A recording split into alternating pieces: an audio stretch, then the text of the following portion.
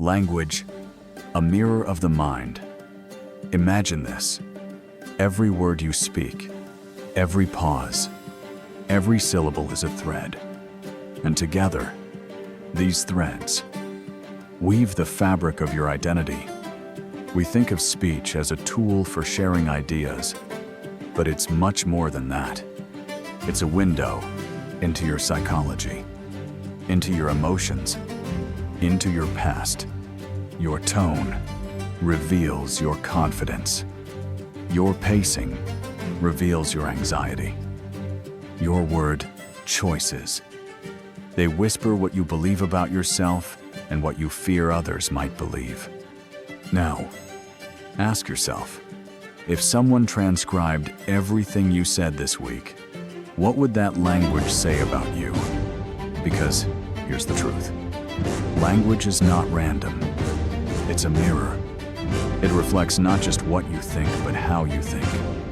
And even more powerfully, it reflects what you've been taught to believe by your parents, your culture, your peers, your wounds. So today, we're not just talking about communication. We're going deeper into the subconscious blueprint beneath your voice. Because the truth is, your speech doesn't just reflect who you are. It reveals who you've been trained to be. The psychology of speech. Let me ask you something. When was the last time you really listened to yourself? Not just the words, but the rhythm, the hesitations, the tone. Because every sentence you speak isn't just communication, it's self-exposure. Freud once said, "What slips out of your mouth slips past your mask." But it's not just the slips that matter. It's the subtle patterns. The way your voice lifts when you're unsure. The pause before you speak up. The filler words, like. You know, that flood the silence while your brain tries to catch up with your fear. These aren't random. They're signals. Your nervous system is doing emotional triage in real time. Psychologists call this linguistic self-disclosure, when your speech reveals more than you intend. Not through meaning, but through rhythm, tone, repetition. In fact, speech is one of the most accurate mirrors of inner state. Anxious people tend to use more negative adjectives. Depressed people speak more in past tense. Confident people, they speak in direction. I will. Here's what matters. Short, grounded, certain. Now think about this. Your speech doesn't just reveal what you're feeling now. It often reflects what you've been taught to feel for years. Do you speak like someone seeking permission, or like someone who already belongs? That's not just personality. That's pattern. Maybe you grew up in a home where speaking up wasn't safe. Or maybe you were praised for being the quiet one. Over time, your words adjusted. Your pacing adapted. And now, your voice is shaped not just by what you want to say, but by what you've learned to avoid.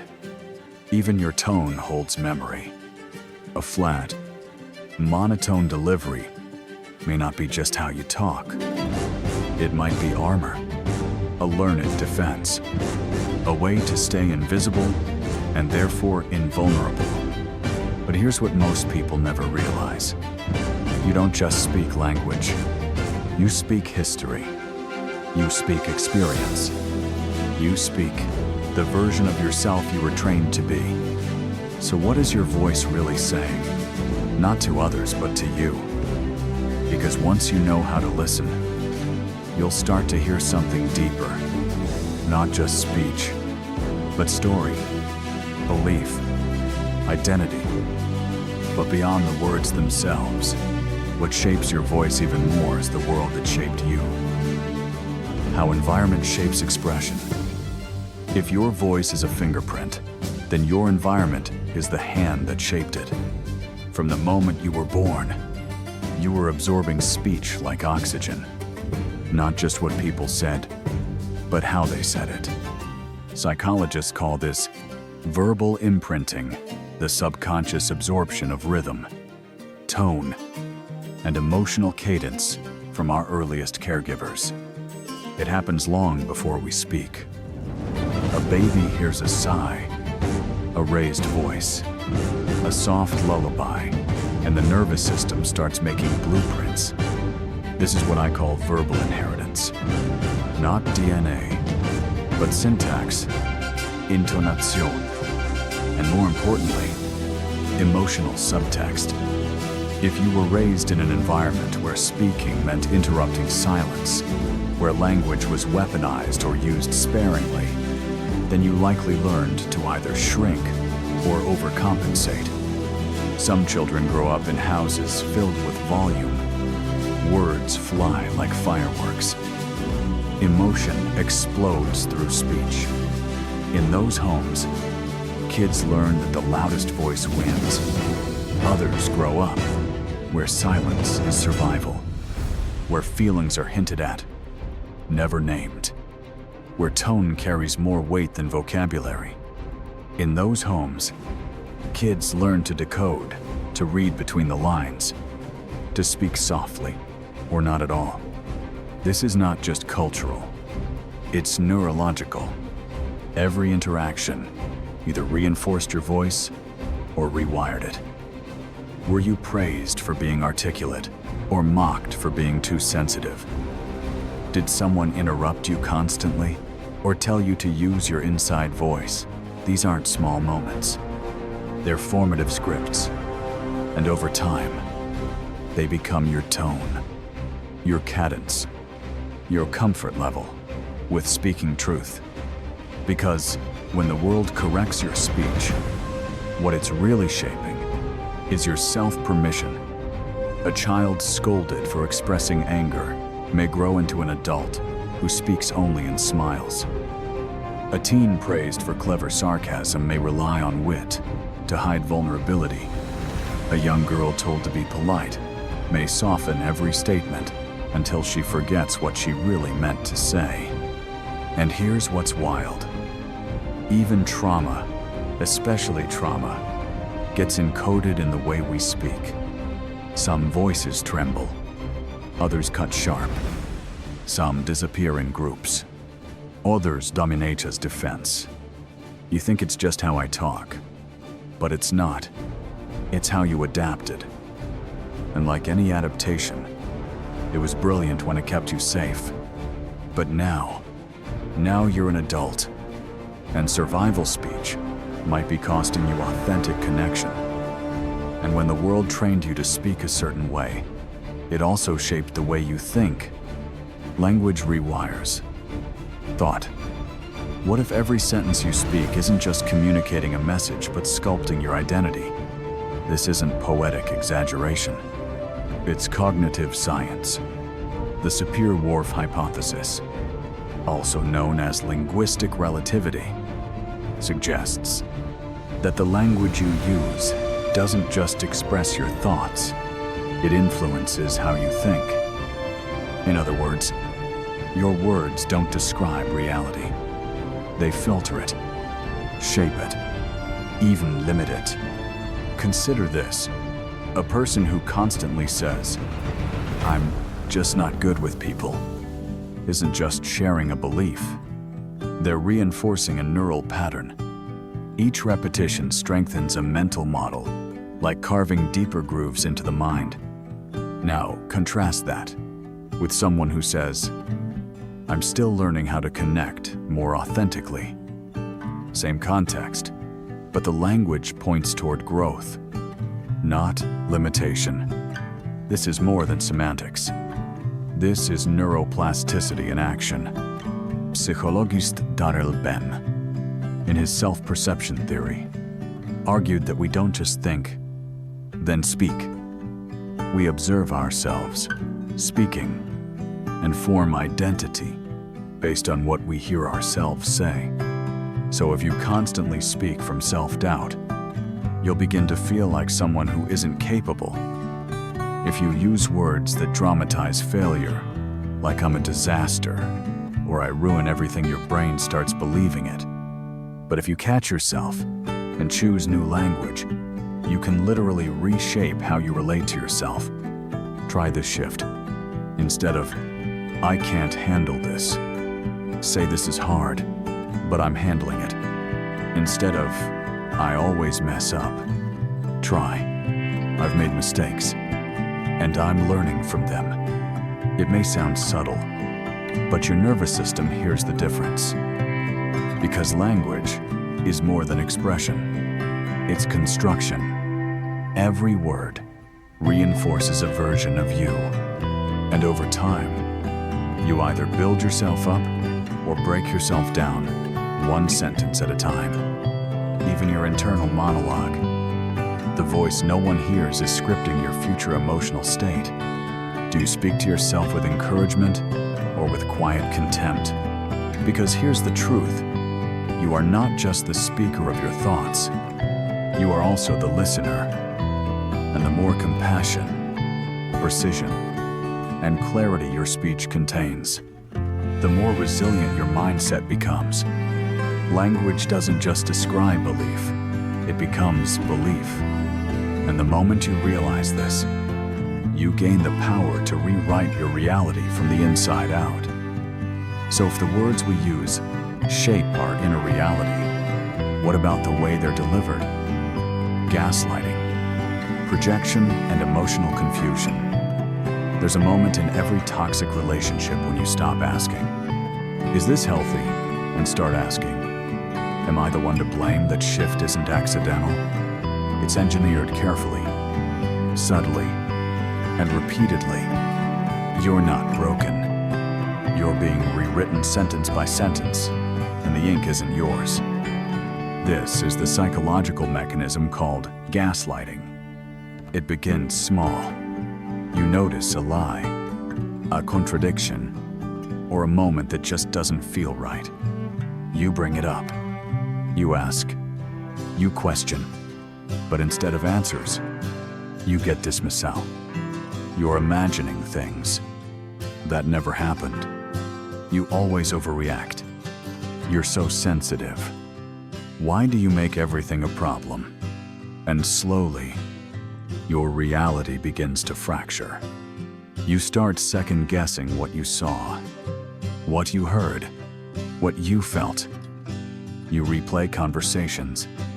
You check your memory. You doubt your instinct. Until eventually, it's easier to believe them than to trust yourself.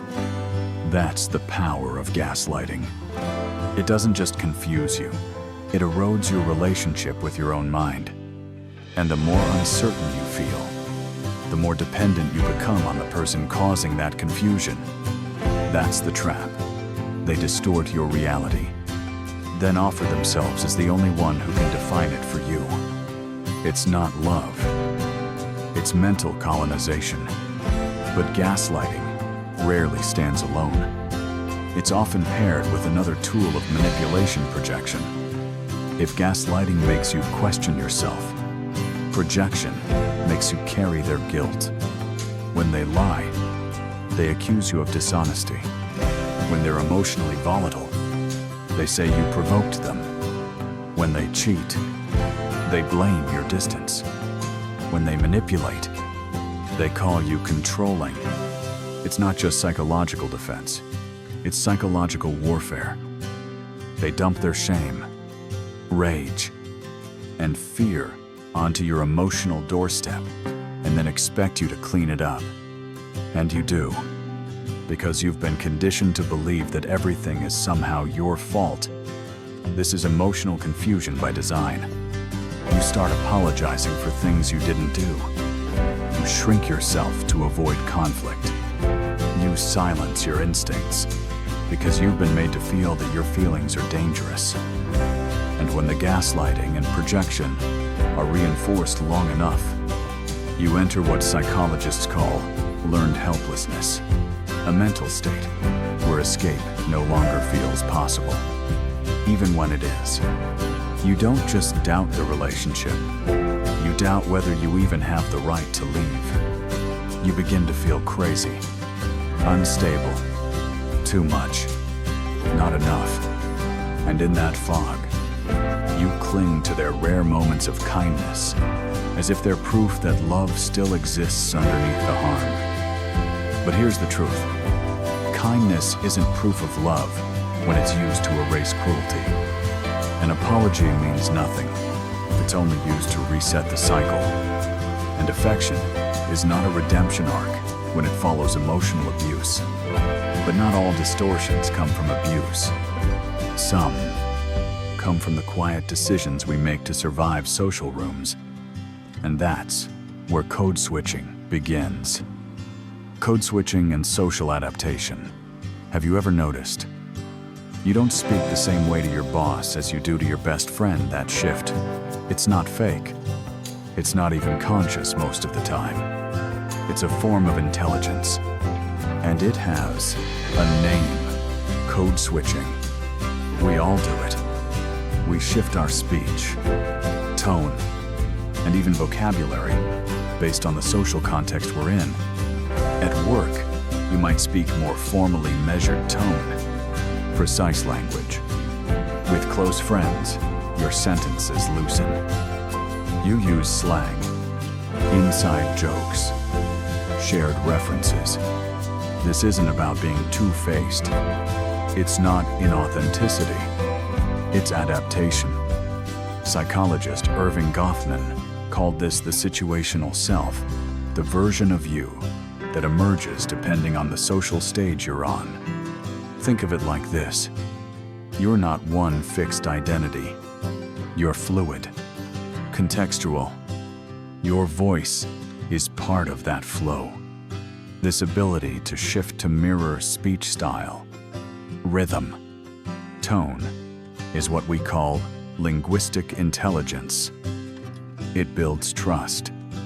It signals connection. It's how humans calibrate social safety.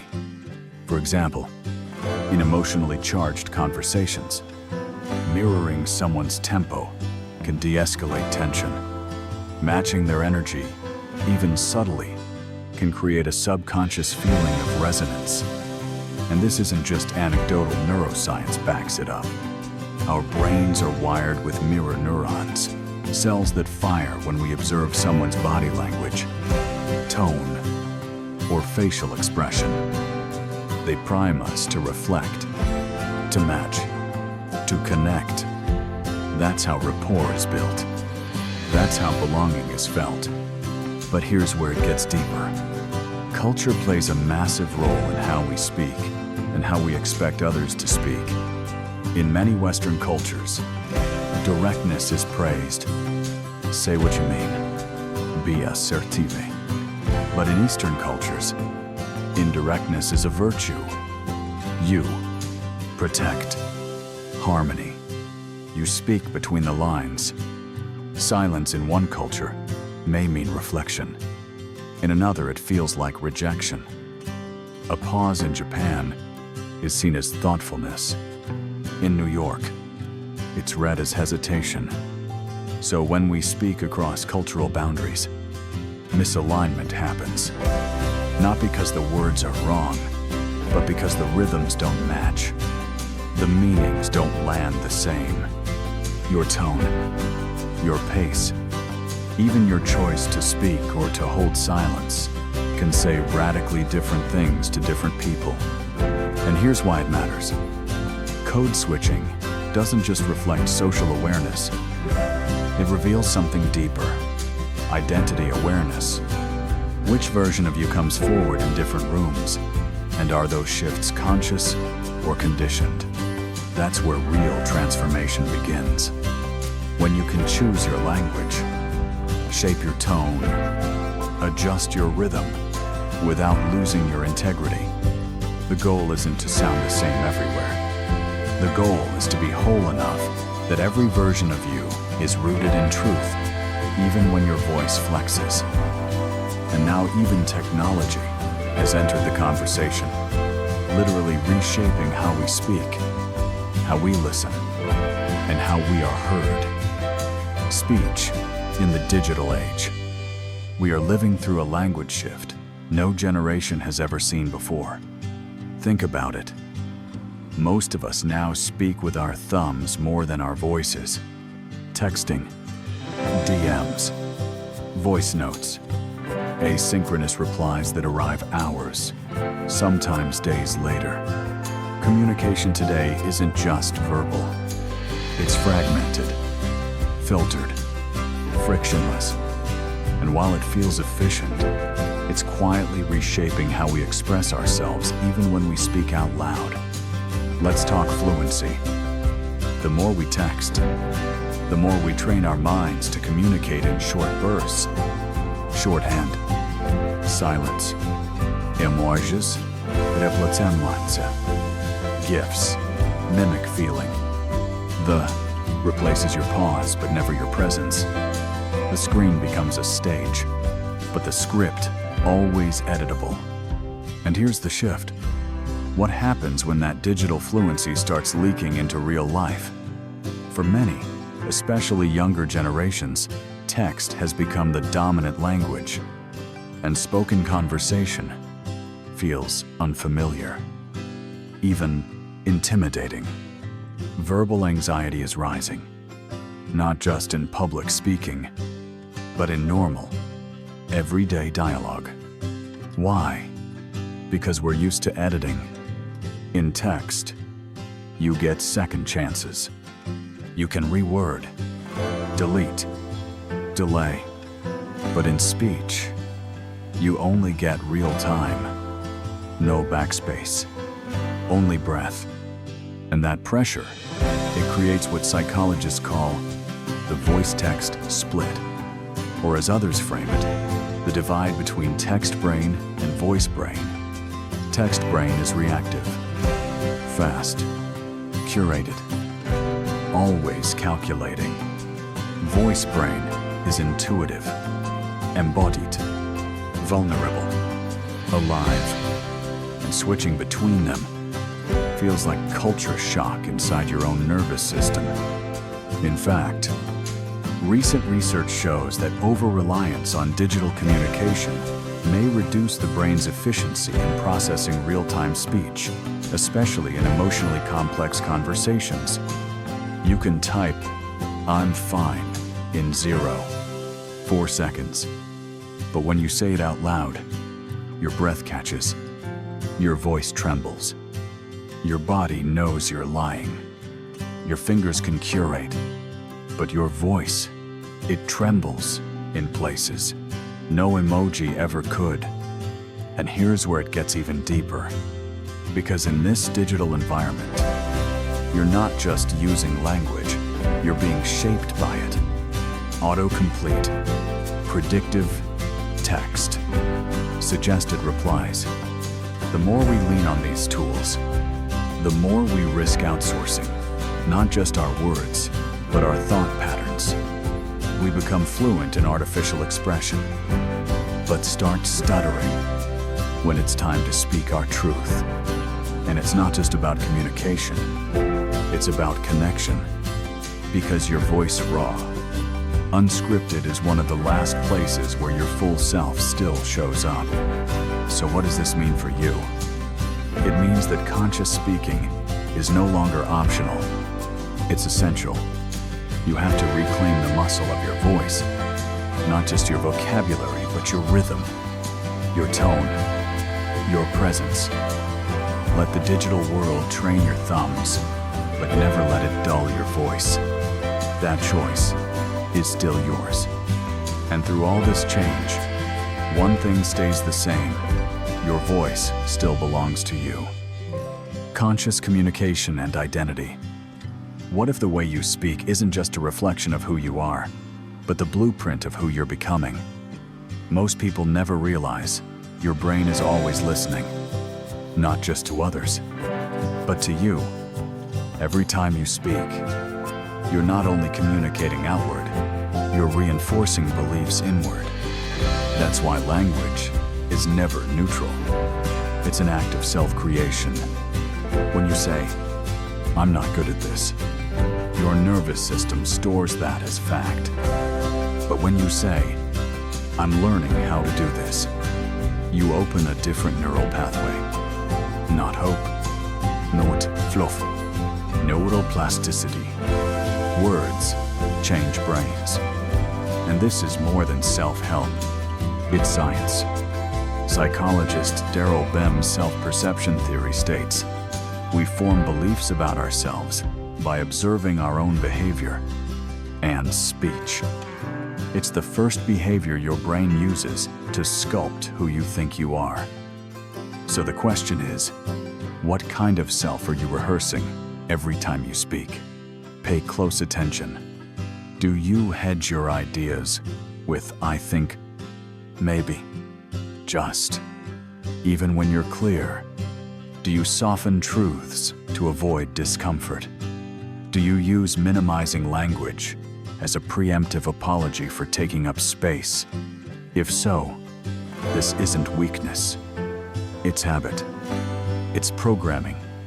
And the good news, it can be reprogrammed. Welcome to what I call linguistic reparenting. It means speak to yourself the way someone who truly respects you would. Talk to yourself the way you would to a friend you admire. With clarity, with honesty, with belief. Say, I handled that well. I'm proud of how I showed up. I'm not perfect, but I'm present. At first, it might feel strange, like you're faking confidence. But repetition creates recognition. Neural grooves deepen with every phrase.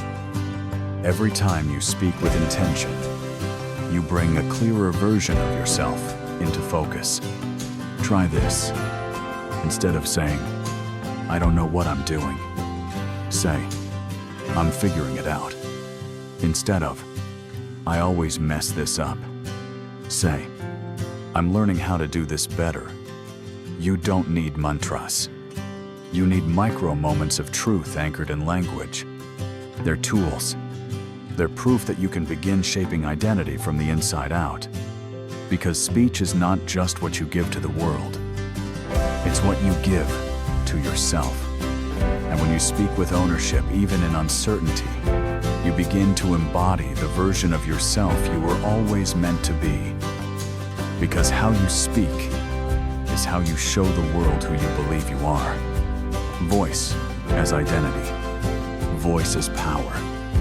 Every word you say builds a version of you, and that version becomes the life you live. Your voice is not just sound, it's the architect of self, a blueprint written in breath. So pause and ask yourself honestly, what has your voice been creating up to now? What story have you been reinforcing about who you are? What you're capable of? What you deserve? Every phrase you repeat is a ritual. Every tone you adopt is a command to your nervous system. And over time, that instruction becomes belief. But here's the power no one talks about. You can change it. You can speak with awareness, with integrity, with authorship. You can choose to stop echoing your past and start narrating your future. And that starts now. Final call to action. Pause for breath before delivery. Pause. Hear your own voice, as if for the first time. Is it yours, or an echo from someone else's story? Now speak. I choose to speak with intention, not just in the comments, but in your life.